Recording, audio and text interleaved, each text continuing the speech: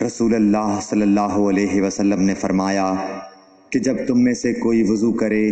تو اسے چاہیے کہ اپنی ناک میں پانی دے، پھر اسے صاف کرے، اور جو شخص پتھروں سے استنجا کرے اسے چاہیے کہ بے جوڑ عدد یعنی 1 یا 3 سے استنجا کرے، اور جب تم میں سے کوئی سو کر اٹھے تو وضو کے پانی میں ہاتھ ڈالنے سے پہلے اسے دھو لے،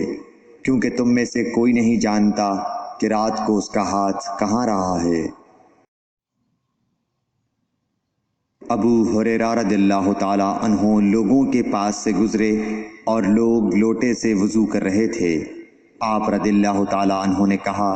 اچھی طرح وضو کرو، کیونکہ ابو القاسم صلی اللہ علیہ وسلم نے فرمایا، خشک ایڑیوں کے لیے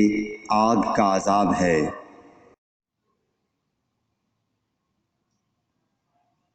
رسول اللہ صلی اللہ علیہ وسلم نے اپنی مرحومہ صاحبزادی حضرت زینب کو غسل دیتے وقت فرمایا تھا کہ غسل داہنی طرف سے دو اور اعضائے وضو سے غسل کی ابتدا کرو۔